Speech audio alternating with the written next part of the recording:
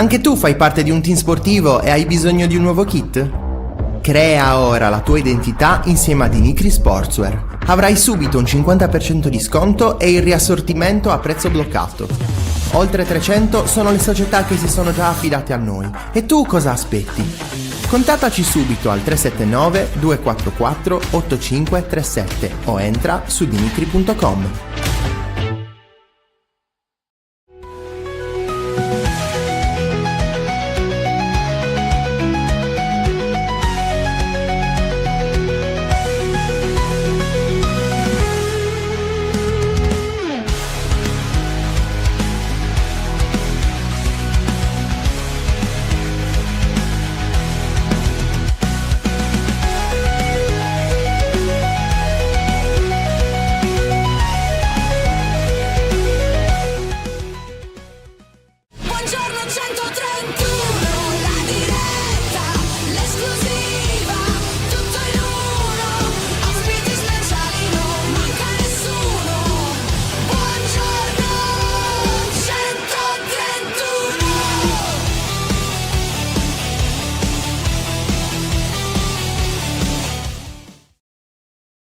Buongiorno e ben trovati, nuovo appuntamento con Buongiorno 131, martedì 21 aprile, puntata numero 134 e si è conclusa anche la 33esima giornata con il pareggio ieri tra Lecce e Fiorentina 1-1, quindi il Cagliari continua ad avere un vantaggio, perde un punto rispetto a Cremonese e Lecce, però ancora 5 punti di vantaggio, ma ne parliamo subito con il nostro direttore Francesco, ben trovato.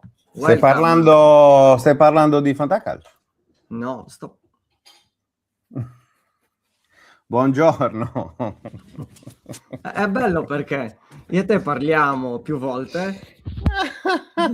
Aspettate un secondo. Ecco, mettiti bene. Ecco, perfetto, alla grande. Buongiorno. Buongiorno, ben trovato. Buongiorno a tutti. Come stai? A posto? Io bene. No, Leonardo, ben trovato. Salutiamo il Fantacalcio interessa relativamente il giusto. No, il giusto. Il giusto. Vedi, Visto che ho fatto 76, dai. E io ho fatto 77 e mezzo. Dai. Ma finalmente un po' di decenza, finalmente. L'importante è non essere ultimo, non dovrei più essere ultimo, almeno nella sfida, se non sbaglio. Fammi vedere la classifica. Controlla. No, penso di no. Posso aver abbandonato. No, dai, sono al 22esimo posto. Dai, sono nella parte. No, ma qua dove? In sfida a destra. Sì. Io sono comunque davanti a te. Beh, certo. Ho 20 punti e mezzo davanti di più di te. Quindi il mio nuovo obiettivo è superare il direttore. Il tuo obiettivo? Beh, il mio unico obiettivo ormai, non ho più obiettivi. Non ti resta altro. Non ci resta che piangere, direbbe qualcuno. Esatto. Hai visto quel film? Ovviamente, siamo anziani. Non sono anziano come te, ma sono anch'io anziano, insomma, va detto. Che bello. Lo voglio rivedere. Bene, va bene. Allora, delle cose. Sì, no, ti ho rigirato delle cose che mi hai girato. Sì, no, non avevo letto le altre, la seconda e l'ultima parte. Vabbè, ma okay. Sì, vabbè, dai. Sei grande tanto, quindi. Certo, vabbè, tutto gira intorno a quello, sei grande. Esatto. Quindi, cioè, togliamoci Ricordiamo -2.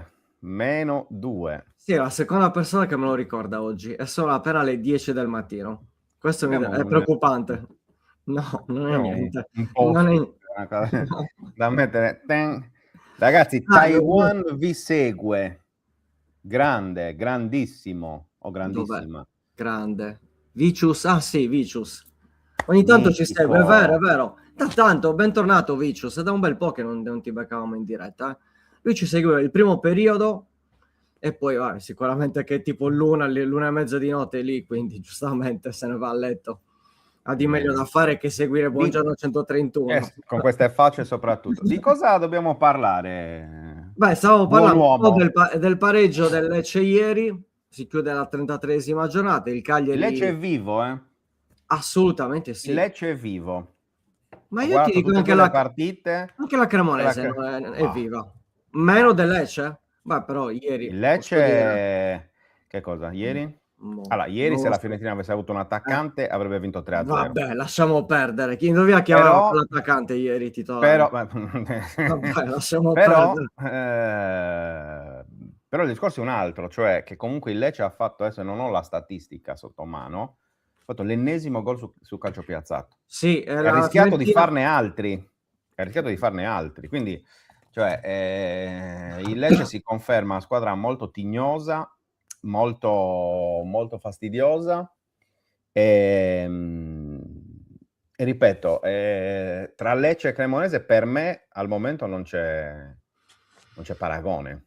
Cioè il Lecce io l'ho visto proprio sul pezzo. La Cremonese, nonostante il gol annullato, le polemiche e via dicendo, ma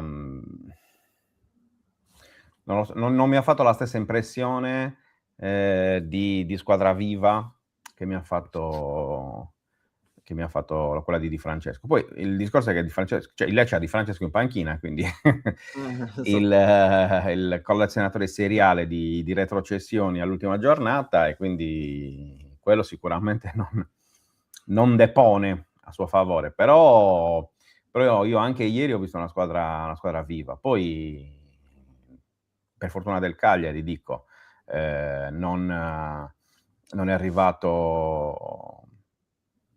arrivata la vittoria, però io ti dico, allora, se nel primo tempo la Fiorentina avesse chiuso 2-0, nessuno avrebbe detto nessuno niente. poteva dire niente, Certo, perché Piccoli si è certo. mangiato quel Mamma gol mia, in incredibile. scivolata da 1 metro, e Mamma quello secondo me poteva chiudere la partita, perché poi la Fiorentina sarebbe andata in gestione e probabilmente con un po' più di spazio lasciato dalla difesa del Lecce in contropiede con i suoi esterni avrebbe potuto fare male.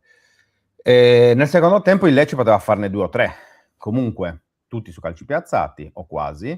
Stulic si è mangiato un gol incredibile. clamoroso, forse l'altro era Gandelman, lo stesso, che si è mangiato un gol da dentro Gandelman, sì. l'area. Cioè, quindi per quello che dico, cioè il Lecce comunque costruisce. La Cremonese, io ho visto chiaramente quella con la partita col Cagliari e anche quella contro il Torino, sì. Cioè, detto che il Torino ha giocato a 2 all'ora a Cremona, la Fiorentina ieri ha giocato comunque. Quindi Primo tempo? già questo, Primo no? Quindi tempo. che cosa? Secondo te la Fiorentina ha giocato nel primo tempo, il secondo tempo, insomma. Sì, però non è che gliel'ha lasciata la partita, come ti posso dire. Comunque hanno giocato, hanno provato, non arrivavano al gol, però secondo me c'erano rispetto al Torino, li ho visti più sul pezzo. Beh, anche perché hanno meno punti del Torino, quindi non potevano di certo perderla, tra l'altro. Perfetto, Quindi, perfetto. Però dico, il Lecce secondo me sarà, cioè se io dovessi scegliere tra Lecce e Cremonese una squadra secca che si salva, sicuramente il Lecce. che tra l'altro adesso ha 2 partite fondamentali, perché sfida Verona e Pisa una dietro l'altra in trasferta, infatti vanno in ritiro per questa doppia Sì. trasferta, e il Lecce si gioca la salvezza in queste 2 partite, perché comunque la Cremonese va a Napoli venerdì e poi ha la Lazio in casa, e il Cagliari ha l'Atalanta in casa e va a Bologna. Quindi Sì. dei 3 calendari sicuramente quello più semplice è Bologna, dell'Est. situazione, tra l'altro, stavo leggendo in Eh sì, questi ultimi beh, conferenza di giorni. italiano post gara, più che altro conferenza Chissà che dichiarazioni. ambiente ci sarà, che Sì, squadra ci sarà, perché anche Orsolini leggevo che insomma c'è in ballo il rinnovo. Sono curioso. Il problema è che, come al solito, cioè sarà il Cagliari che dovrà. Cioè, chi preoccupa è il Cagliari, non sono gli avversari. esatto. Non è l'Atalanta, non è il Bologna, non è il Torino, non è il Lecce, non è la Cremonese. Insomma. Chiaramente. E il Cagliari il problema è soprattutto il problema dato dal fatto che, ripeto, la partita di San Siro ha confermato il momento, cioè una vittoria in 10 partite Parla da tendenzialmente sola. si capisce che poi il momento è quello che è. E poi dico anche la prestazione di Milano continua a lasciarmi qualche dubbio, nel senso che è chiaro che hai giocato in casa della capolista che in questo momento è una schiacciasassi, tutto quello che volete, ma cioè, non lo so, io ho visto una squadra che nel momento in cui ha preso il gol si è Sciolta.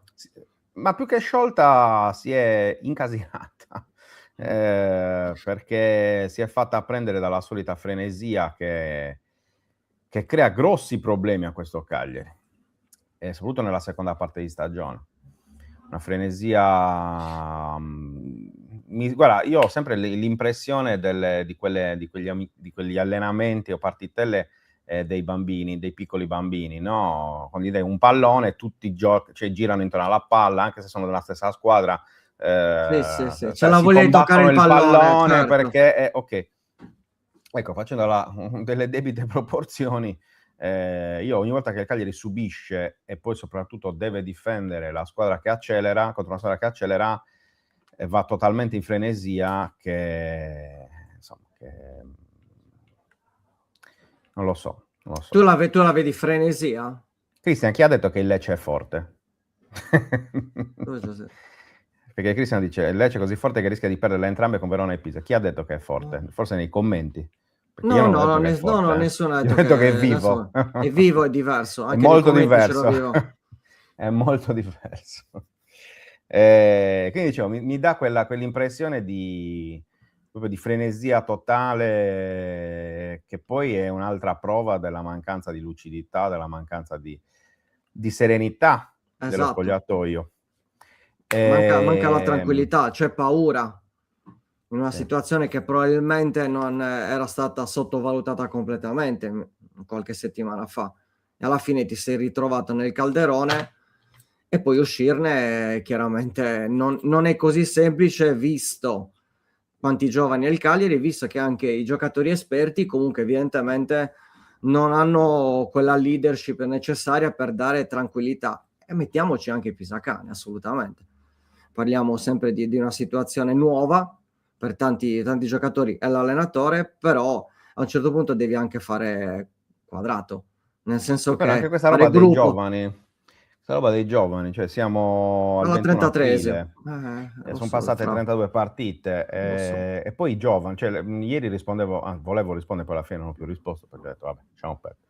A un commento sulla mia ripresa di sabato, Sì. l'articolo sulla partita, e un commento diceva no, ma guarda che Esposito e Obert sono giovani, perché essendo under 23 per il CIES sono ancora considerati giovani. A parte che compiono entrambi 24 anni d'estate, perché uno li compie a luglio e l'altro ad agosto, quindi detto ciò, tra 3 mesi hanno 24 anni, quindi non sono più under 23 e quindi non rientrano più neanche nei giovani. Ma soprattutto Esposito ha 215 presenze da professionista, Obert ne ha 137, di cui 20 o 19 o 20 in nazionale maggiore. Cioè, sono sicuramente più giovani di me e te, sono più giovani di Pavoletti, sono più giovani di Deiola, quello che vuoi. Però, non lo so, cioè io sinceramente continuare a considerare giovani Esposito, Obert, Caprile, sì, sono un po' più giovani rispetto a magari all'età media a cui eravamo abituati in passato, però sono giocatori fatti e finiti, cioè, possono ancora crescere, ci mancherebbe, ma probabilmente anche Gaetano può ancora crescere, che ne ha 26, anche Zappa può ancora crescere, che ne ha quasi 27, cioè, non lo so, io ogni tanto mi sembra che si cerchi sempre di dare, di trovare anche delle giustificazioni a una situazione che, cioè, non lo so. Ripeto, sì, sono più giovani rispetto ad altri, ma non sono giovani in sé per sé. Cioè, anche perché a quell'età c'è chi si sposa, c'è chi fa figli, quindi ritengo veramente una giustificazione. No, ma siccome la squadra è giovane bisogna dare capire che ok, va benissimo, ripeto, io stesso l'ho detto, una squadra giovane che ha bisogno di sbagliare, via dicendo, ma siamo arrivati oramai a 5 partite dalla fine, siamo al 21 aprile, il tempo per sbagliare c'è stato, continuare a trovare delle giustificazioni, delle scuse perché alcuni giocatori giocano magari poco concentrati e poco attenti, e secondo me non è una questione di età, non è una questione di esperienza, è una questione di gonca, semplicemente. Sì. Cioè, che devi metterci la giusta motivazione, la giusta mentalità. Poi aggiungo un'altra cosa, un ragionamento che stavo facendo l'altro giorno, se non ricordo con chi, però effettivamente, ripeto, dopo 32 partite, l'impressione, non possiamo fare un bilancio definitivo, ma qualche impressione va anche, cioè si può dare quantomeno. L'impressione è che quest'anno ci sono stati alcuni senatori che hanno dato meno rispetto a quello che probabilmente anche la stessa società si aspettava. E quindi nell'ottica di un progetto che punta ad abbassare l'età media, a inserire in prima squadra giocatori con poca esperienza, sicuramente se manca per 1000 motivi, cioè infortuni, perché giochi male, perché giochi poco, insomma, l'apporto dei senatori, secondo me, in alcuni momenti è mancato. Poi vedo che Isidor cita Rodriguez. Rodriguez per me ha tutte le attenuanti del caso, perché a 20 anni è ok, ma soprattutto arriva dal Peñarol, cioè arriva da una situazione completamente diversa, da un altro continente, da un altro campionato, da altre pressioni, da un altro modo di giocare, da un altro modo di allenarsi, e quindi, cioè, i giovani, e ripeto, il ventenne per me è giovane, io contestavo il 2002 che è giovane, il 2001 che è giovane, ecco, giusto anche per spiegare un po', visto che vi ho fatto l'esempio di Esposito e Obert, i 2005 sono giovani, devono farsi l'esperienza, devono giocare, devono sbagliare, è ok. Io parlo di quelli che per me non sono più giovani, ma che ancora vengono considerati giovani e quindi possono ancora decidere di sbagliare, anche perché se tu ringiovanisci tanto una squadra, e qualcuno che porta esperienza, qualcuno che dà l'esempio, qualcuno che mette la mentalità giusta, ci dovrà essere, ok?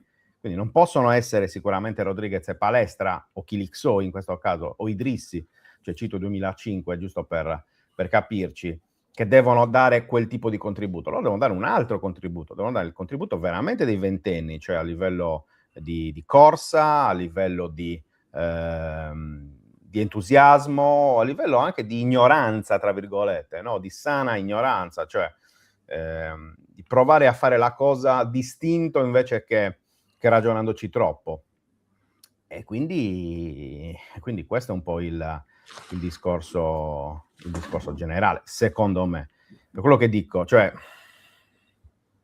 ora a 5 partite alla fine,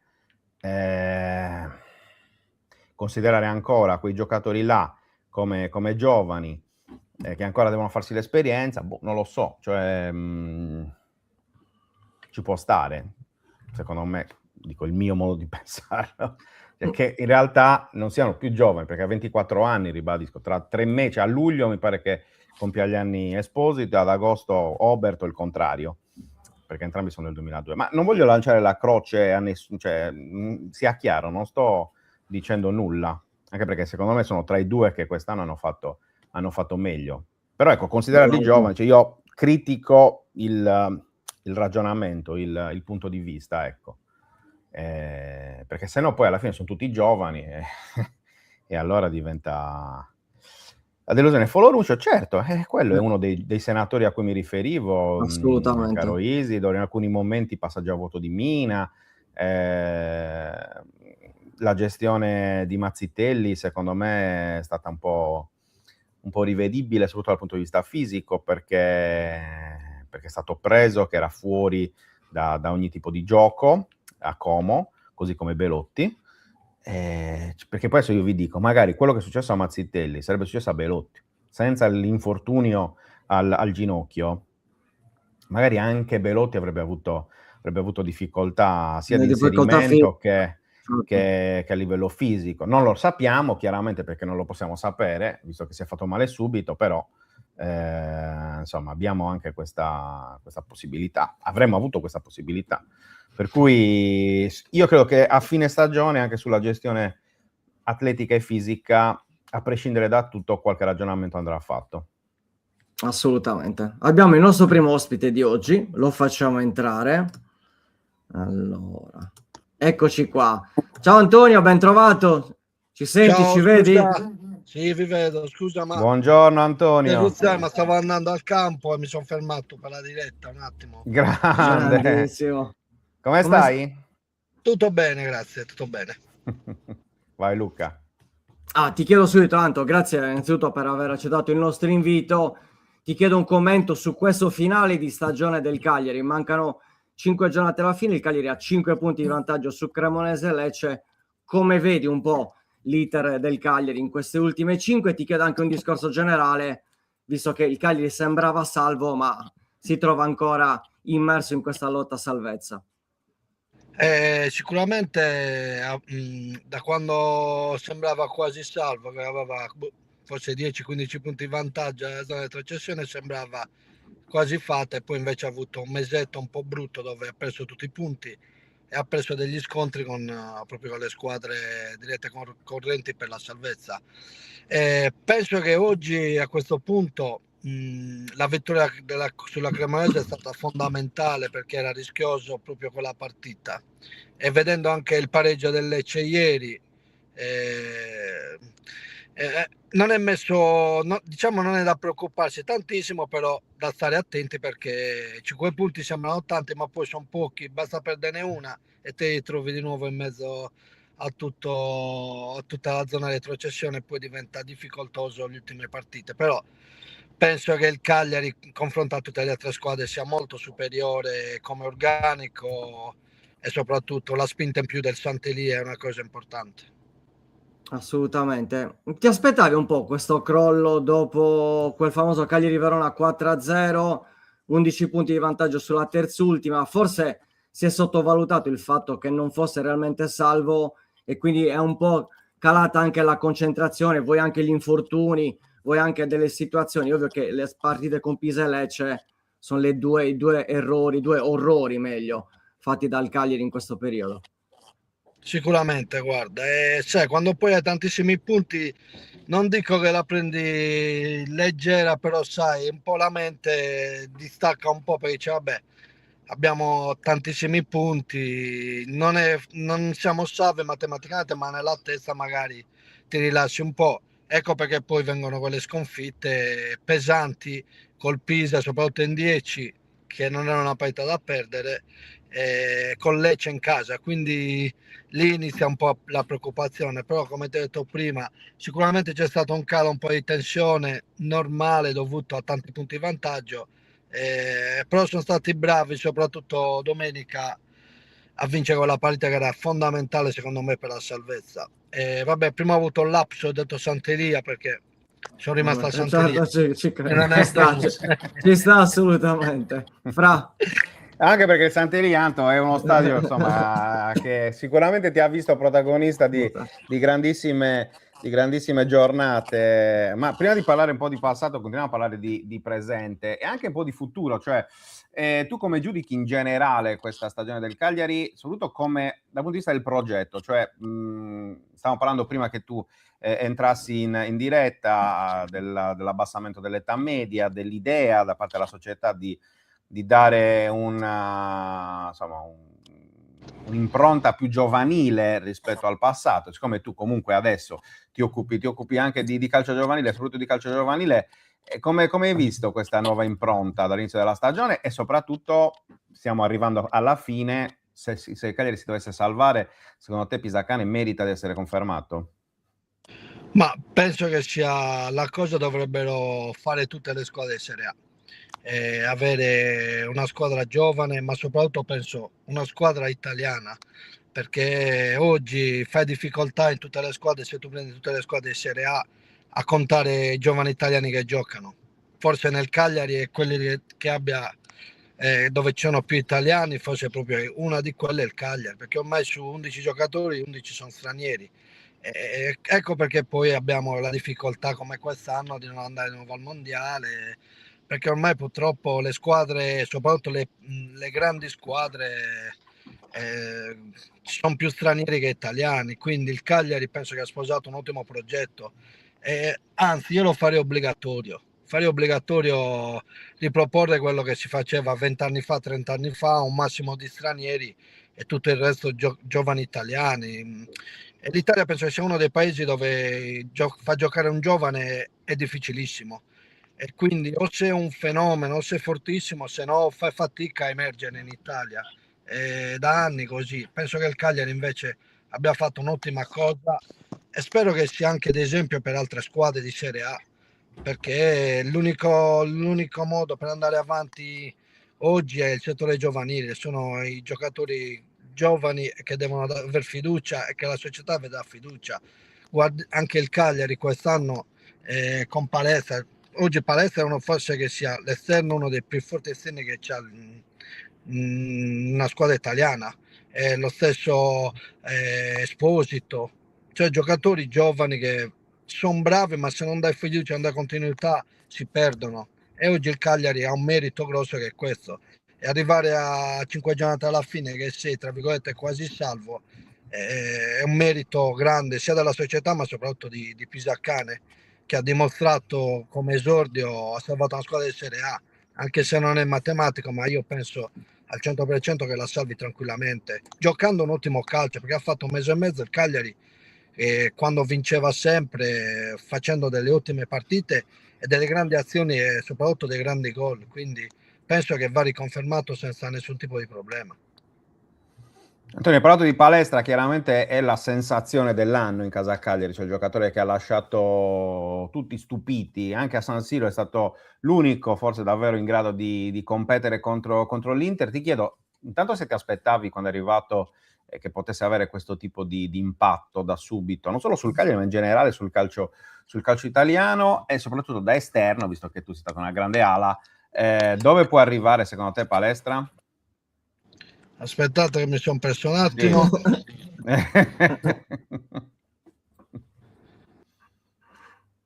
Ecco, Niente. è uscito. Ci La domanda sta. su Palestra crea sempre... È andato in palestra un attimo. Attendiamo. Vabbè, aspetta. La domanda su Palestra. Ci sono le domande X. Aspetta, Eccolo, che sta vediamo. entrando. Aspetta, vado solo audio. Aspetta. Mi vedete? No, non ti vediamo. Ti Ti sentiamo. Va bene anche così, Anto. Se ti viene meglio così, facciamo anche solo audio, non c'è problema. Non vi vedo, forse sarà partito. Aspetta un minuto, provo la telecamera, ma Vediamo. adesso sì, eccolo qua, perfetto. Ti vediamo. Grandissimo. Ecco. Guarda, dalle prime partite penso che si vedeva che aveva delle qualità, poi durante l'anno le ha messe in mostra tutte, ecco, penso sia stato il giocatore che quest'anno si è messo più in mostra sia nel Cagliari ma in tutte le squadre italiane. Penso che oggi, ripeto, è un esterno, essendo stato esterno io, ha una forza fisica incredibile che pochi hanno, e ha delle giocate anche che non ti aspetti per essere un terzino, quindi spero che il Cagliari lo possa tenere ancora, però sai, ho già sentito voci di mercato, essendo una scoperta fatta quest'anno, penso che il Cagliari abbia un po' di difficoltà il prossimo anno a tenerlo, perché è ambito da tante squadre, giustamente ai top di campionato. Lu. Io ti chiedo invece sul discorso dell'attacco del Cagliari, perché comunque è indubbio che nelle ultime partite, nelle ultime settimane, sia notevolmente diminuito lo score del Cagliari. Ti faccio il discorso su Kilixoy, perché è un giocatore che ha diviso la piazza, nel senso che è un giocatore fortissimo tecnicamente, ma dal punto di vista fisico ha avuto qualche problematica. Le ultime dichiarazioni di Pisacane sono state: non mi sta dimostrando di dare il 100% in allenamento, ecco perché non lo sto facendo giocare. Qualora riuscisse a migliorare avrà sicuramente spazio. quanto è difficile per una squadra come il Cagliari lasciare fuori un giocatore come Kilixoy? E qual è la tua idea su questo giocatore? E guarda, io per quello che ho visto ho sempre reputato un grandissimo attaccante, forte tecnicamente, bravissimo a far salire la squadra, non gli rubi mai la palla, protegge molto bene la palla, vede la porta, è un grande, secondo me è un grande attaccante, però ripeto, poi subentrano queste cose che chi non segue tutti i giorni gli allenamenti, chi non segue all'interno cosa succede, che può vedere solo il mister, giustamente dici come me non gioca, e la risposta me l'hai detto tu, gli è stata data perché lo vedeva forse non in forma come altri, e non è facile purtroppo lasciare fuori un giocatore del genere, perché un giocatore molto forte, secondo me, molto bravo anche in prospettiva per il futuro. Però ripeto, se Pisacane è lui che vede tutta la settimana, quindi decide sicuramente chi sta meglio e lo tiene fuori magari anche a malincuore, però giustamente se ci sono altri giocatori che stanno meglio è giusto far giocare chi sta meglio o chi secondo lui in quel momento gli può dare più garanzia. Assolutamente. C'era anche una domanda per cambiare un attimino squadra, il nostro Sassarese Medio che dice: se si può fare una domanda sulla Torres, cosa ne pensi della stagione completamente opposta a quella degli ultimi 2 anni? Penso che sia stato, non è finita, ma diciamo che se non è scontata, vanno ad Arezzo, ma con poche possibilità di vincita. Penso di vittoria, perché l'Arezzo sta giocando al campionato, deve per forza vincere, quindi sicuramente faranno i play-out. Ed è un dispiacere perché vedere la Torres negli ultimi 2 anni sembrava quasi un passo per la Serie B per i play-off, oggi il rischio di retrocessione è una delusione incredibile. Però sono annate che ci stanno nel calcio, ci sono dei momenti dove va tutto bene, la squadra va benissimo, ed è un'annata come quest'anno che ti gira tutto storto e sei a rischio, tra virgolette, retrocessione. Non è bello, sicuramente, soprattutto dopo aver vissuto 2 anni incredibili, 2 anni dove c'era quasi la sensazione della Serie B, e poi ritrovarti quest'anno a lottare per non retrocedere, sicuramente non è una cosa bellissima per i tifosi, ma soprattutto anche per la squadra. Fra? No, sempre sulla Torres, chiaramente è stata, appunto, come già diceva il Sassarese Medio, un cambio anche di rotta all'inizio, no? È arrivato Pazienza, non confermato Greco, poi Pazienza è stato esonerato, tra l'altro riesonerato anche ieri dal Foggia, credo che sia un record, il doppio esonero in un'unica stagione. Invece Greco ha dato un po' più di stabilità alla squadra. Secondo te cos'è mancato? Perché tra una cosa e l'altra, poi alla fine la Torres ha perso anche poco da quando è arrivato Greco da quando è tornato Greco in panchina. Forse qualche gol in più degli attaccanti, non lo so. Che idea ti sei fatto? Ma guarda, sicuramente ci sono stati tanti infortuni di giocatori importanti quest'anno, e poi il cambio allenatore sicuramente non è stata la mossa che voleva solamente la società della Torres. È andato via Greco, che conosceva benissimo la piazza, i giocatori, la squadra e l'ambiente, e hanno preso Pazienza, nonostante ha giocato tanti anni, però sai, l'allenatore però non è mai facile. È andato a una piazza dove ha trovato un anno che è andato tutto male, ed era per forza d'obbligo l'esonero per far rientrare mister Greco, che conosceva benissimo lo spogliatoio e la piazza, infatti, e qualche risultato da quando è arrivato Greco l'hanno avuto. Però ripeto, non è mai facile, sono annate a parte, ogni anno va contato a sé. Però ripeto, quest'anno capisco il tifoso, perché sai, quando per 2 anni sfiori la Serie B e poi ti ritrovi l'anno dopo a retrocedere, non te lo aspetti. Cioè, io penso che quest'anno non se l'aspettava nessuno una situazione del genere. Speriamo tutti adesso che, facendo, semmai, poi non si sa mai, il calcio succede di tutto, magari vanno a resta e vincono. Può succedere sempre tutto nel calcio, ci mancherebbe.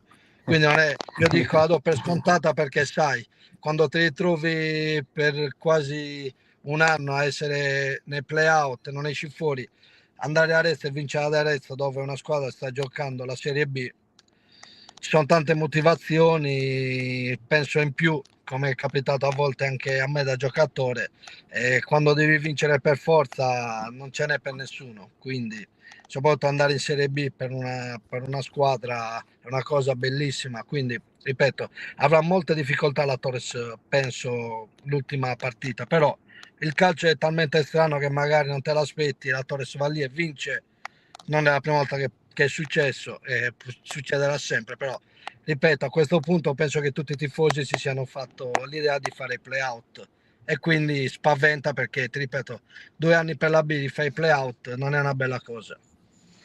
Certo. Anto, torniamo al volo sul Cagliari, visto che lunedì arriva l'Atalanta, tu sei doppio ex perché hai giocato anche a Bergamo, che partita sarà secondo te? Ripeto, anche per il Cagliari adesso la forza del Cagliari è, ripeto, lo stadio.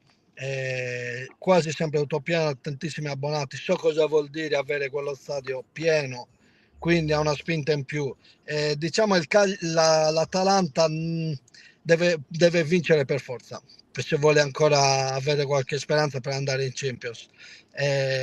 Quindi andrà agguerrita per vincere la partita. Potrebbe essere per la ripartenza per il Cagliari un'arma fondamentale, perché l'Atalanta spingerà solo per andare lì a vincere, perché il pareggio per l'Atalanta penso che poco gli serva, quindi il Cagliari domenica deve fare, se vuole avere la matematica di essere salvo, deve vincere per forza, deve cercare di vincere, anche se è una partita molto difficile contro una squadra che negli ultimi anni ha dimostrato di essere davvero una grande squadra.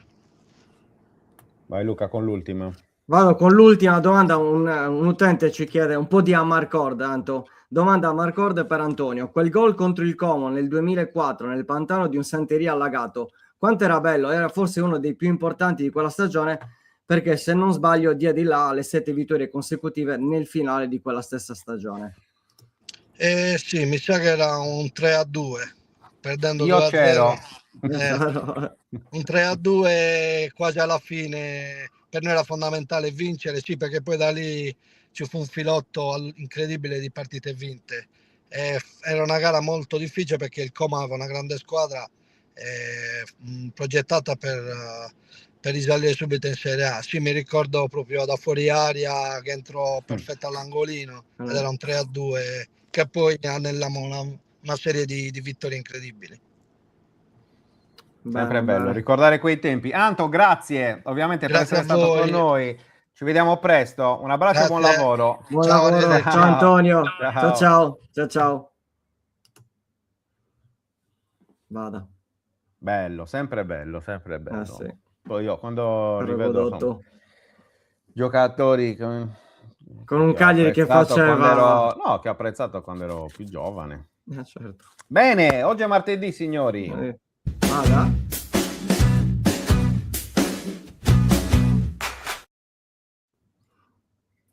Buongiorno. Eccola. Buona. Non so solo, c'è anche Lola. Grande. Vedevo prima infatti che c'era un po' di movimento, sì. Un po' di movimento. Se mi siedo lievemente più in basso rispetto alla linea di galleggiamento, lei arriva subito a prendersi sei no? preda ovviamente sì. di attacchi. Questo è anche il periodo, mi lascia tutti i peli, uno schifo. Però... Vabbè, primavera ci sta. Certo, Come stiamo? Ma devo dire molto bene perché comunque qui, come vedete, il sole non manca, è periodo di trapianti, di orto, di piccoli cambiamenti, cioè, impollinamenti vari. Di step avanti del progetto, e quindi insomma vedere, come dire, avere sempre questa sensazione di costruzione per cui tutti i giorni vedi il passo in più che hai fatto, devo dire che rende, diciamo, dà senso a questa scelta difficile che è quella di andare a vivere in campagna, e quindi oggi mi godo un po' il prato rasato, queste cose qui, e poi dovrò innestare un nuovo pezzo di impianto di irrigazione, quindi oggi grandi lavori quest'oggi. Oggi è traballo, come si suol dire. Tra l'altro al cinema c'è un film in questi giorni, c'è uscito in questo periodo proprio sul trasferimento, no, di dei cittadini che vanno a vivere in campagna, e quando ho visto il trailer ti ho pensato immediatamente, anche se poi ho immaginato che tu abbia avuto forse qualche problema in meno da quel punto di vista. Ti vedo più sul pezzo, dai. Immagino che sia uno di quei film in cui si incontrano un sacco di casini, ma vi posso dire questa cosa, vi posso dire una cosa, sono abbastanza attendibili queste narrazioni, nel senso che, magari meno concentrate nel tempo, ma sono comunque la vita in campagna è una vita piena di imprevisti, esattamente come un campionato. E quindi dopo questo assist meraviglioso e quanto involontario, parliamo un po' di Cagliari, forza Ale, perché insomma è arrivata una prevedibile. Io ieri ho scritto nel cartello, in uno dei cartelli di Cagliari Social Arena, ho detto una prevedibile sconfitta, perché insomma a casa dell'Inter, però lascia un po' così per i modi, perché il secondo tempo in cui il Cagliari ha mollato tendenzialmente, Ma siccome non so. contro le big le altre volte lo avevamo visto più o meno sempre Allora, non dico in partita, però almeno con la testa attaccata alla partita. Invece a San Siro abbiamo visto forse anche da quel punto di vista un passo indietro. Forse l'Inter in campionato è un po' più big delle altre big. Anche questo senza dubbio. Nel senso che io vedo, se voglio vedere il bicchiere mezzo pieno, vedo un primo tempo in cui si è provato e un secondo tempo in cui una squadra che ha deciso di fare quello che voleva, aveva tutte le carte per farlo, e non dico che chiunque ci fosse stato davanti, ma diciamo la partita contro l'Inter mi lascia il gusto buono di un buon approccio di partita, cosa non sempre vista in questo campionato. Quindi l'idea di esserci trovati di fronte a un primo tempo, direi, anzi non esageriamo, la prima mezz'ora dove il Cagliari in questi tipi di partite prende gol di solito, invece è stato un primo tempo dove il Cagliari non solo ci ha creduto, ma ci ha anche provato. Devo dire che non è stato male. Poi nel secondo tempo, ragazzi, la squadra che ha fagocitato il campionato è venuta fuori, e devo dire che ho sbagliato il pronostico, perché io avrei detto per un 4-0. Quindi sì, io ho detto, c'è stata un po' di paura, c'è stata un po' di paura che a un certo punto si facessero veramente quello che volevano. Sì. Però diciamo la mia idea è: ne prendiamo due nel primo e due nel secondo. Invece nel primo siamo riusciti a chiudere con un pareggio parziale, e secondo me è interessante in chiave lunedì prossimo, perché l'Atalanta, per quanto sempre una squadra con valori tecnici assoluti imparagonabili a quelli del Cagliari, è una squadra più affrontabile in casa, una squadra che, come diceva anche Antonio, cercherà di fare la partita e quindi potrebbe fare il gioco del Cagliari, sempre che abbiamo gli uomini giusti nel punto giusto. Oggi mi piacerebbe infatti parlare di come si sta malinterpretando, cioè non si sta malinterpretando, di come si stanno allargando tantissimo i tifosi, lamentandosi, ma non solo i tifosi, devo dire, anche molti vostri colleghi stanno utilizzando. Ho letto cose tipo: il Cagliari di Pisacane solo 3 punti in più di quello di Nicola, virgolettato, vuol dire solo 3 punti in più. 3 punti in più di quello di Nicola, con una squadra di esordienti dalla panchina a mezza rosa. Altra cosa, spogliatoio spaccato. Zappa non è contento che non sta giocando, o che gioca poco per scelta tecnica. Ma ragazzi, esiste una squadra in cui quello che non gioca è contento? Ma questo è evidente. Esatto. Cioè, nel senso, anche ieri, infatti, questo abbiamo detto anche ieri. Cioè, non esiste una squadra in cui chi non gioca, chi è fuori per scelte tecniche o perché per scarsa condizione, eccetera, eccetera, è contento. Non esiste, neanche nell'Inter questo succede. Esatto. Rosa sono 25 giocatori, 11 giocano dal primo minuto e sono i più contenti.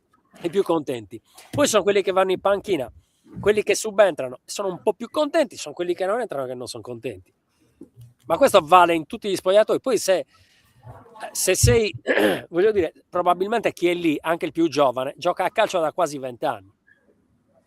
Diciamo da 15, quelli che hanno 20 anni. Ok, l'avranno capito nella trafila delle giovanili, l'avranno capito nelle loro prime esperienze da professionisti, insomma, l'avranno capito che funziona così. O pensano che quelli che sono in primavera,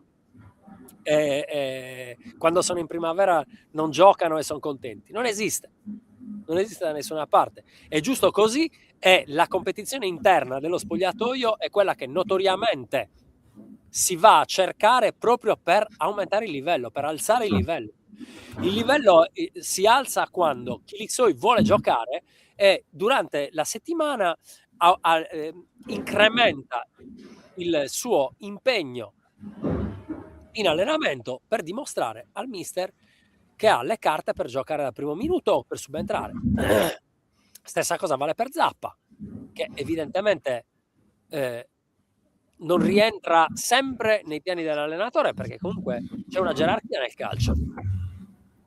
Quindi il discorso, ragazzi, e mi rivolgo sempre ai tifosi, intanto la fine dei conti si fa, i conti si fanno alla fine, quindi aspettiamo le ultime giornate per capire quanti punti in più, quanti punti in meno, eccetera eccetera. Guarda, E poi ti dico, ho controllato, cioè è vero che il Cagliari ha 3 punti in più rispetto all'anno scorso, ma la stessa distanza sulla terzultima, che sono 5 punti, che vuol dire che Era la 5. quota si è alzata di 3 anni. Esatto. Scusi, di 3 punti 3 punti. rispetto all'anno scorso. Di 3 Questo è. punti. Salvarsi quest'anno per una serie di vicissitudini e di quasi casualità è diventato più difficile. È normale, è normalissimo. Poi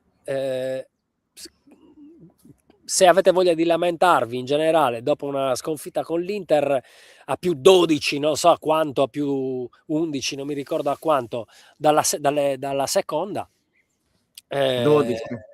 a più 12 dalla seconda, cioè la prossima settimana, quindi se ha più 12 In teoria si dovrebbe potrebbe la anche prossima, vincere sì, lo sì. scudetto.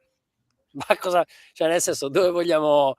No, speriamo ma speriamo di no, sicuramente- Ale, perché il Napoli deve battere la Cremonese, così, giusto Esattamente. per- Sicuramente il lamento non è dato dalla partita contro l'Inter, ci mancherebbe. No, Cioè, quello che il non problema è possiamo che fare l'Inter è... cioè, quanti arriva anni nel filotto negativo, certo, ecco, quello per quanti anni ci dobbiamo lamentare della sconfitta col Pisa? Cioè, quanto, scusate, peggio, ho peggiorato la situazione. Aspetta un attimo. Sono riuscito a peggiorare la situazione. Sempre peggio. Lascia così, sei Va bellissimo lo benissimo stesso, così. non ti preoccupare. non C'ho ti un'aura, preoccupare. sembra buona domenica. Esatto. Beh, arrivate a una certa età servono anche questo tipo di stratagemmi, insomma, No, quindi. anche perché, sì, la verità è che ci sono le impronte di mia figlia. Digitali. Voi non potete. E tu le vedi riflesse, quindi questa cosa ti dà fastidio. Le manine, Vabbè. esatto. Quindi i campionati vanno saputi analizzare, cioè non è una finale, non è la finale di playoff dell'Italia che esce con la Bosnia, cioè i campionati sono lunghi e raccontano valori assoluti. A me dispiace moltissimo che la stampa possa mettere o cercare di mettere in questo momento della stagione lo spogliatoio, il mister in una condizione, come dire,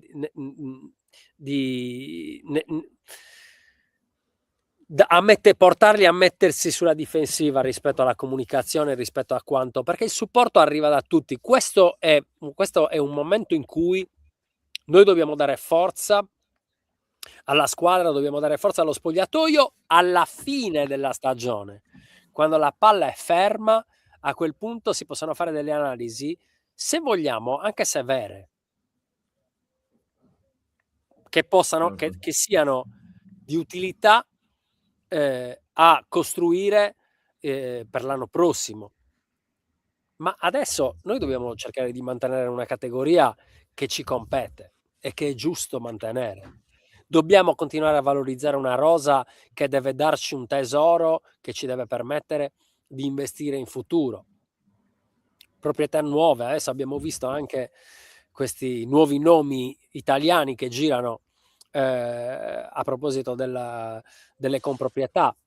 Tutte cose molto interessanti, perché oggi una società di calcio non può funzionare come negli anni 80 e 90, dove avevi un padrone che aveva l'aziendina e aveva la fabbrichetta, e poi dopo insieme alla fabbrichetta del cash. diciamo, il padrone aveva la fabbrichetta, poi c'aveva il figlio che non aveva voglia di fare niente e gli comprava la squadra di calcio, cioè, grosso modo, no? Quindi non è più così, quindi servono investitori, servono fondi per finire uno stadio che, andando avanti così, con le guerre, andrà a costare 250 milioni in più, se aspettiamo ancora un pochino. Di una nuova moneta che verrà creata in questi anni, perché se si continua così. Sì, cioè il dollaro mondiale verrà pagato in Bitcoin. Sì. Una roba esagerata. In lingotti d'oro andranno. Cioè, come i premi che dava la Rai quando indovinavi quanti ceci c'erano nel barattolino. Quindi, ragazzi, si commuove, Luca si commuove, se gli ricordi queste cose. Ti ricordo che tra 2 giorni Luca ne fa 49, quindi insomma. Davvero, non sai com'è. Ma è vero, Luca, fai 49 anni? Ma perché io ne ho solo 2 in più e sembro tuo zio? Come possibile? Ti tingi i capelli, di la verità.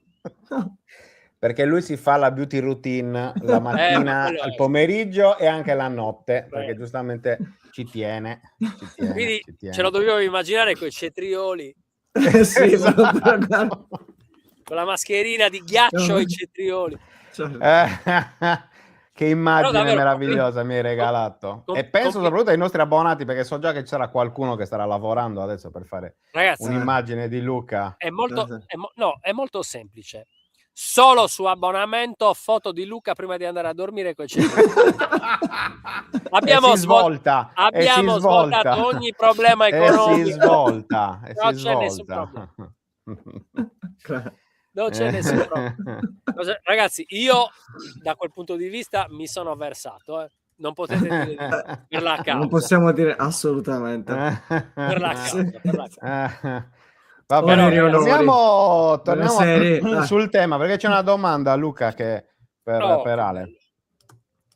Allora, essendo lui un esperto di comunicazione, come giudica le varie conferenze stampa di Pisacane o dei dirigenti? Pensi che manchi il giusto approccio? Sì, a volte sì, però c'è anche da dire questa cosa qua.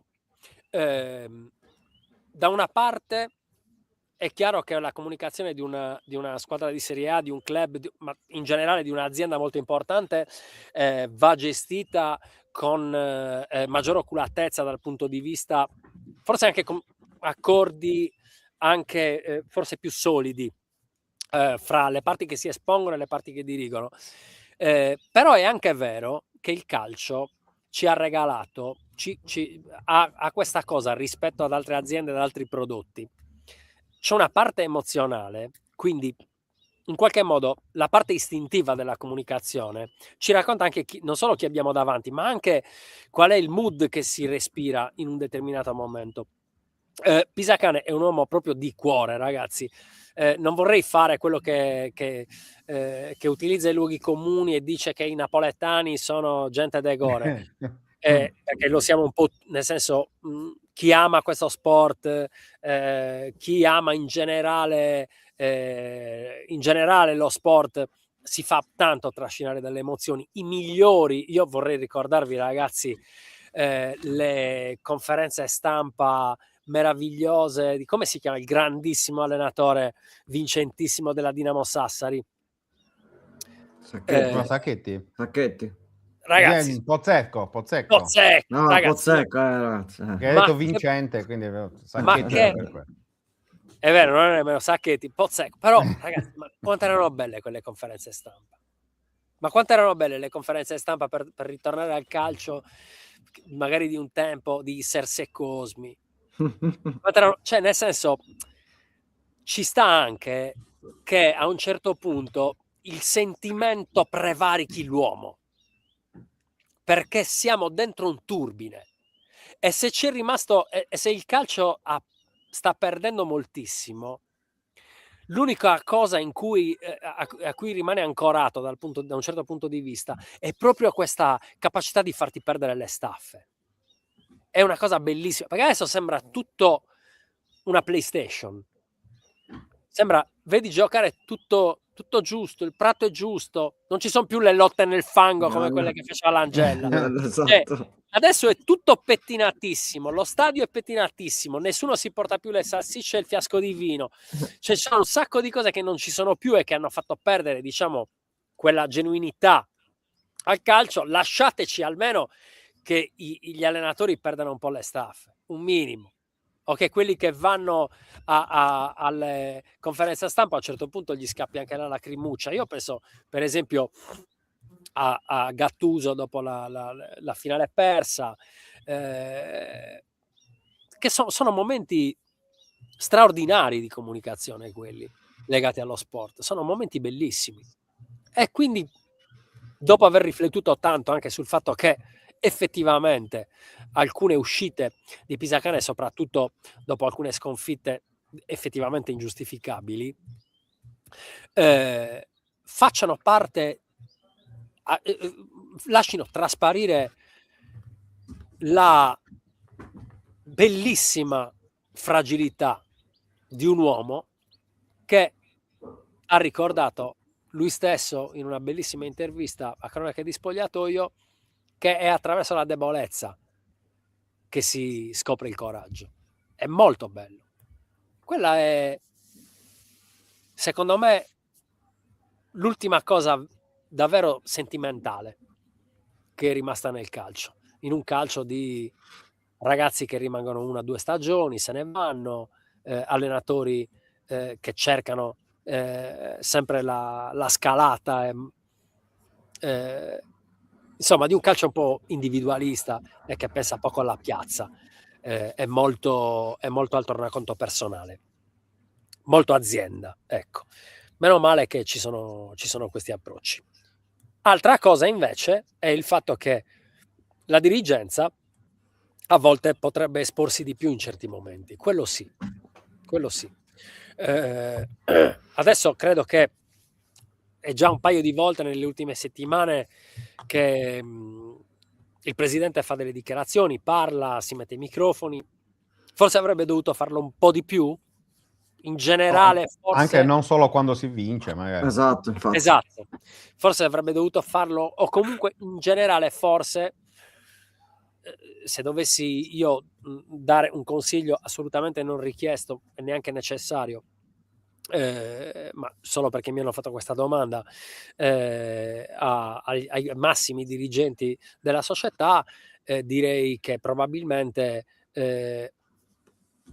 fissare ciclicamente degli incontri che si vinca, si perda o si pareggia, almeno una volta al mese il presidente o un amministratore delegato o il direttore tecnico, il direttore sportivo, eccetera, eccetera, parlino anche e soprattutto perché è una squadra così giovane.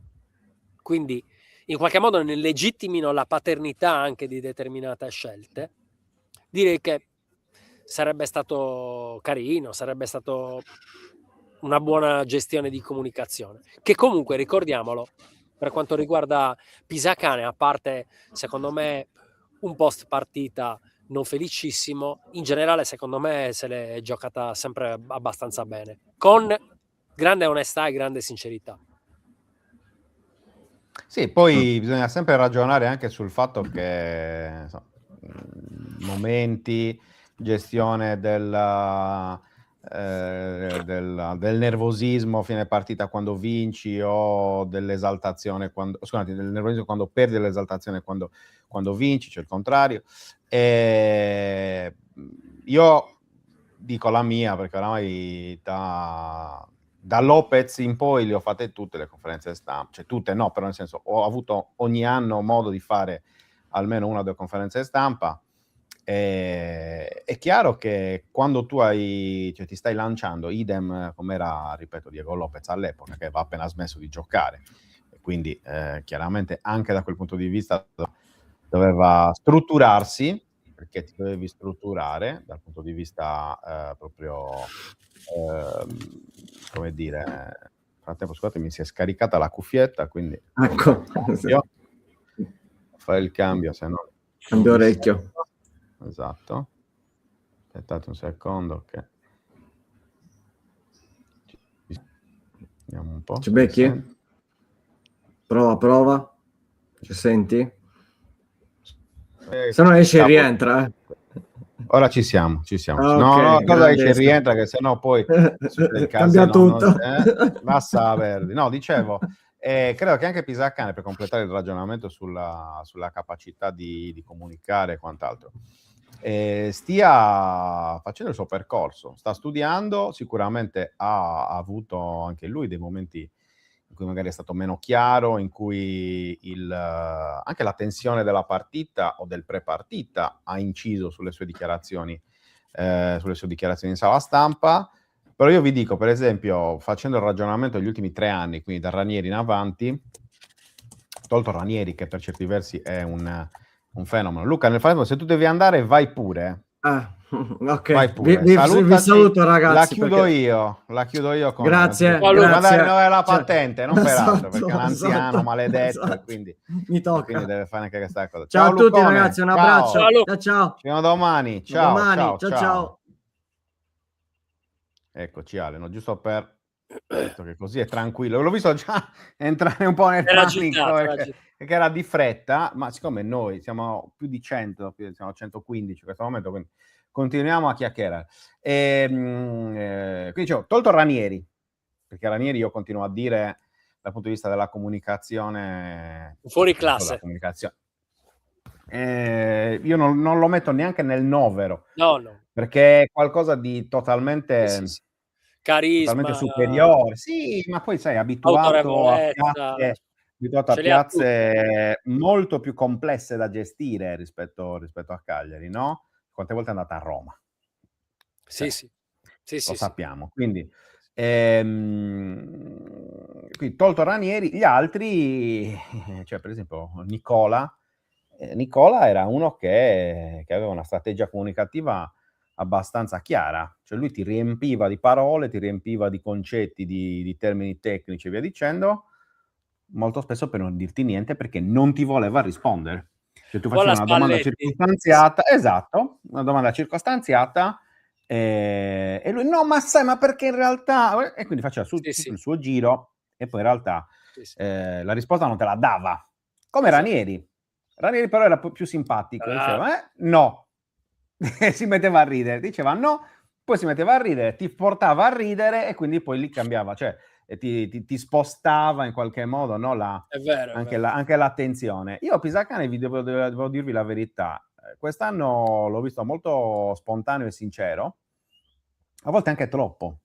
A volte anche troppo, per come siamo abituati noi a vedere, no? A vedere e anche proprio a raccontare le conferenze stampa. Cioè, oramai noi viviamo un mondo, quello del calcio, in cui andatevi a sentire l'intervista a Federica Zille al podcast Centrocampo, che secondo me è molto interessante e soprattutto è molto realistico, cioè racconta benissimo quello che per esempio è il nostro lavoro, quindi l'avere a che fare con gli uffici stampa, l'avere a che fare con le società, l'avere a che fare con un racconto di un evento, di uno spettacolo che oramai, siccome è diventato quasi puro intrattenimento per quanto riguarda il tipo di impostazione che arriva dai broadcaster, ogni possibile inciampo, ogni possibile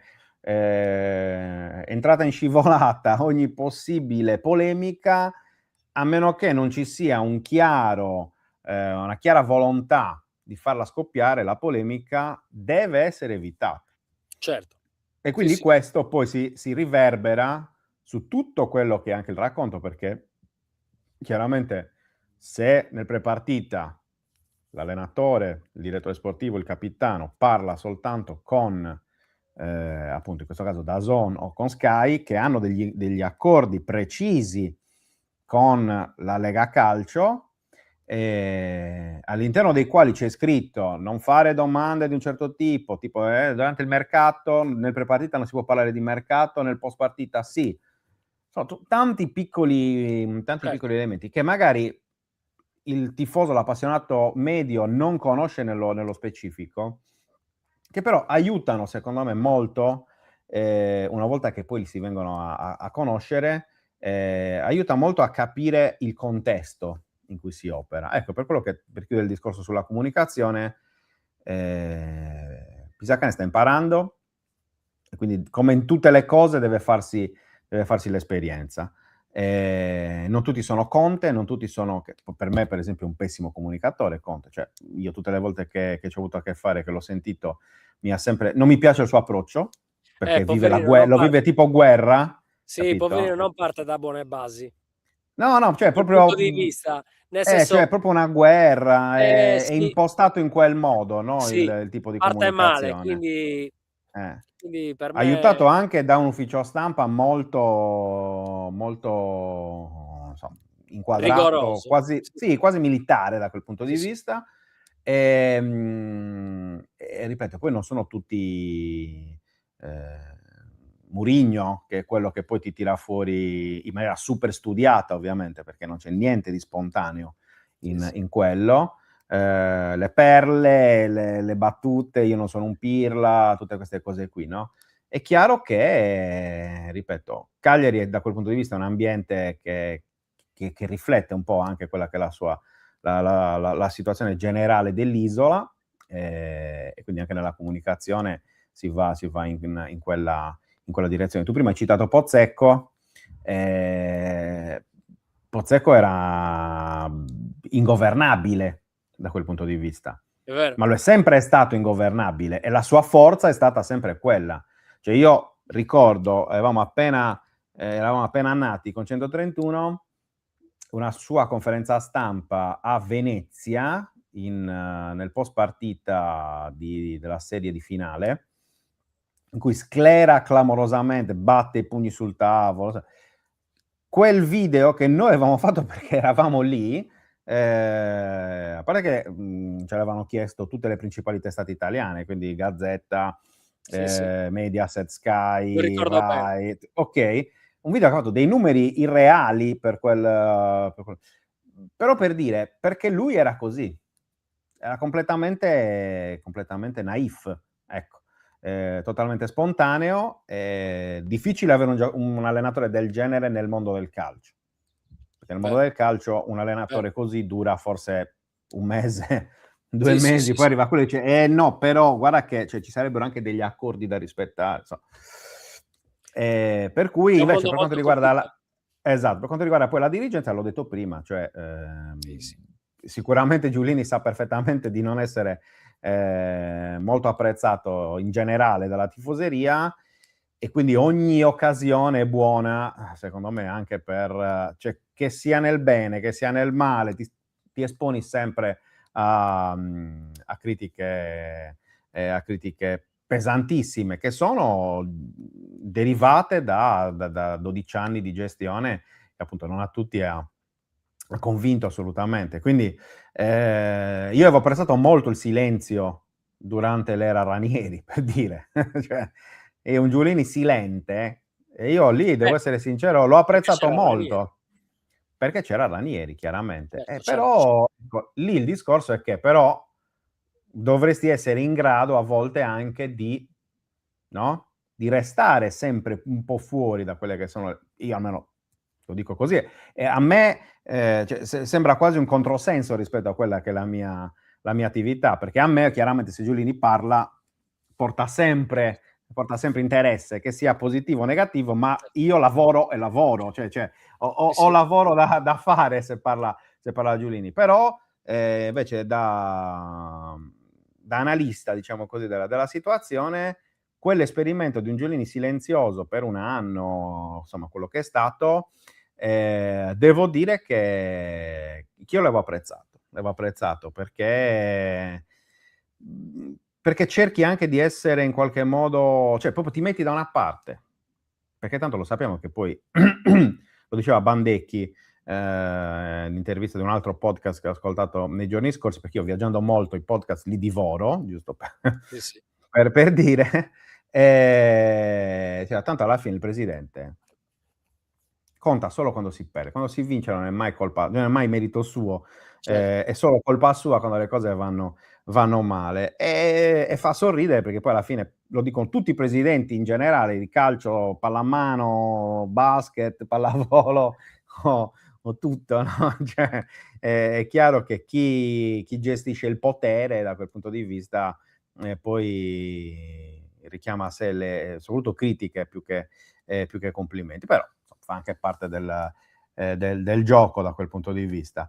Ale, andiamo a chiudere parlando di lunedì, 10 giorni tra venerdì e lunedì, quindi 10 giorni tra il nerazzurro dell'Inter e il nerazzurro dell'Atalanta. Se non sbaglio, l'ultima volta che il Cagliari è rimasto fermo 10 giorni in campionato, correggetemi se avete informazioni differenti, era la scorsa stagione Empoli-Parma, cioè il Cagliari perde contro l'Empoli, va in ritiro, passano 10 giorni e poi gioca il lunedì sera a Parma e vince 3-2, e da lì riparte in qualche modo, parte, dire così, il campionato della squadra di Nicola, che poi va a pareggiare a Torino contro la Juve e poi vince contro il Torino in casa. Questi 10 giorni che non sono un ritiro, perché il Cagliari il ritiro lo ha già fatto, però sono comunque tanti giorni di attesa, di stacco da una partita all'altra.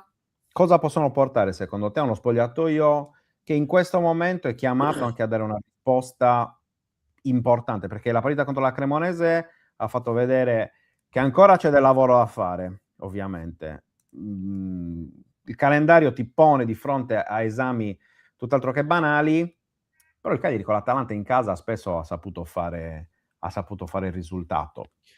È una Esempio partita affrontabile, e quello che mi auguro è che questi 10 giorni siano stati utili più che altro per rimettere sempre in migliore condizione quelli che hanno avuto qualche problema di infortunio. Per esempio mi auguro che De Jola sia finalmente al 100%. Per Mazzitelli non so come sono i tempi, No, però non ce la dovrebbe esserci. faremo. Dobbiamo secondo me tanto appellarci al momento positivo di Esposito, che sta passando finalmente un bel momento di stagione, ed è bello che questa sua sicurezza si stia consolidando in un momento in cui c'è tanto bisogno proprio di un leader. In questo momento, secondo me, la squadra ha tanto bisogno di un leader. È un leader tecnico, intendo quello. Diciamo, la coppia Gaetano Esposito, secondo me, se si sveglia bene, se ingrana bene in questa ultima parte di campionato, dà davvero un grande valore aggiunto. Sarei molto contento. Il problema resta l'attacco, perché ovviamente con il Borrelli che abbiamo visto fino adesso, il Belotti che ha pochissimi minuti, il Kilixoi a quanto pare che non dà garanzie fisiche, la situazione è i 3P e Mendy comunque ancora al limite della categoria. La situazione lì diventa complessa. Anche il Foloruscio che non ha dato continuità negli ultimi mesi e che non è partito dal primo minuto, direi giustamente, la settimana scorsa. Insomma, io mi auguro che questi 10 giorni rimettano a posto qualche tassello in modo che lunedì, tra l'altro, potrebbe essere un vantaggio giocare finalmente con le altre partite già fatte, quindi se per caso dovessimo avere magari una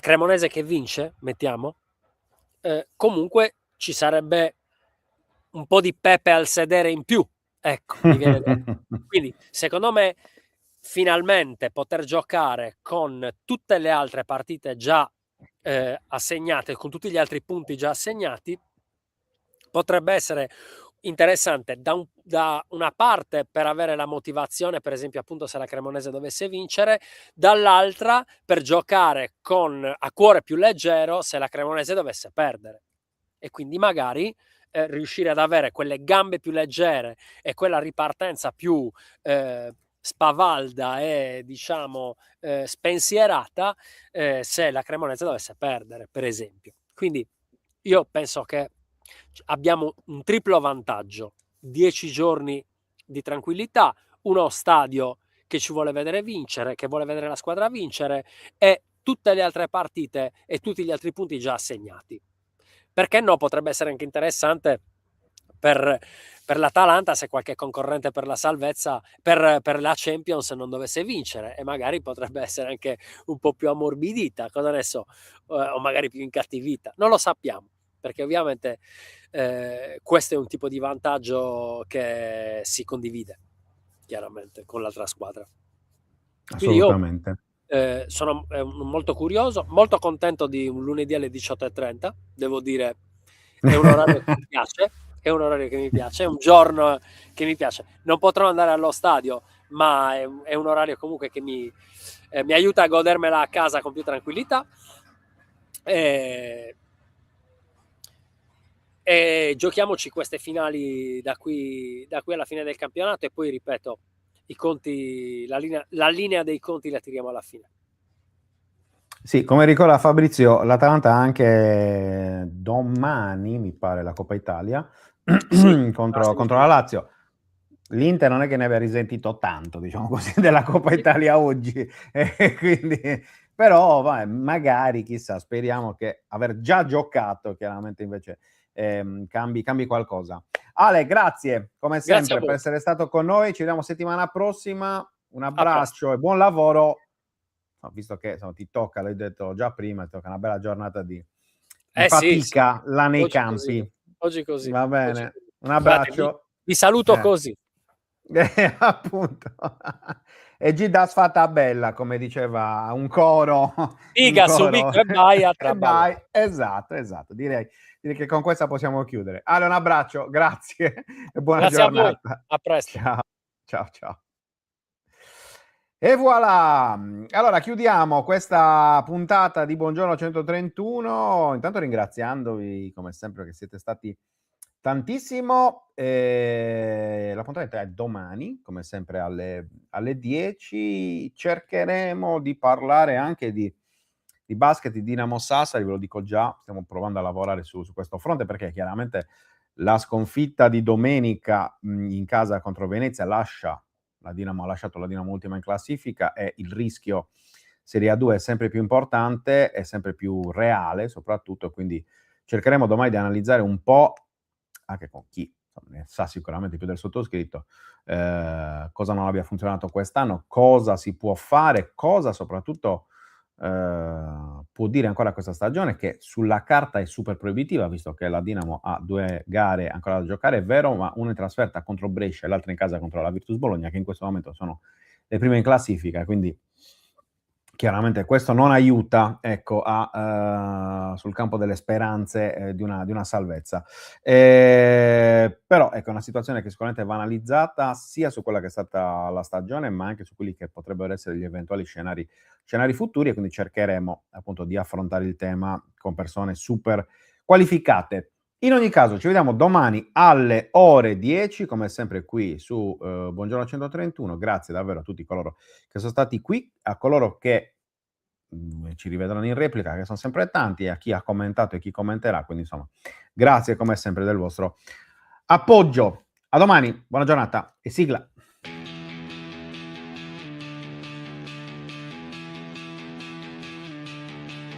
La sveglia suona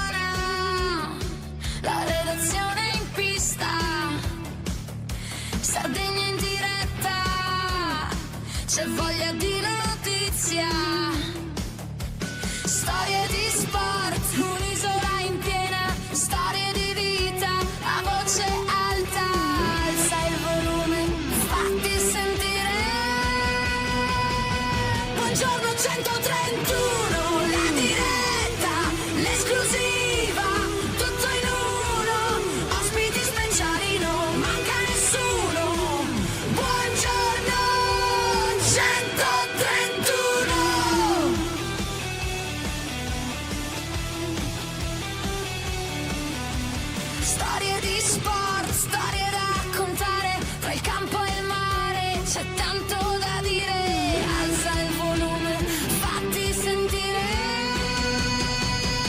Buongiorno 131, la diretta, l'esclusiva, tutto in uno, ospiti speciali, non manca nessuno.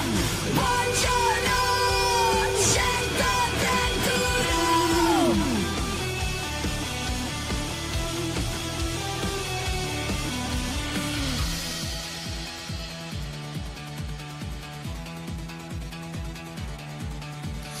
Alza il volume, fatti sentire la Sardegna voce, è pronta a stupire, un ritmo che batte, che non vuol finire.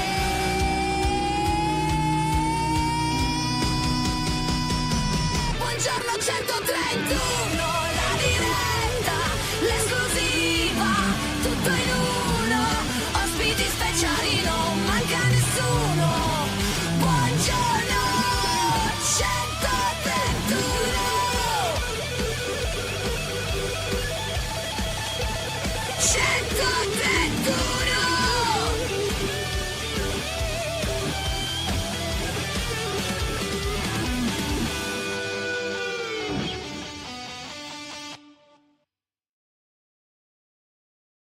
Anche tu fai parte di un team sportivo e hai bisogno di un nuovo kit? Crea ora la tua identità insieme ad Inicri Sportswear. Avrai subito un 50% di sconto e il riassortimento a prezzo bloccato. Oltre 300 sono le società che si sono già affidate a noi. E tu cosa aspetti? Contattaci subito al 379 244 8537 o entra su dinicri.com.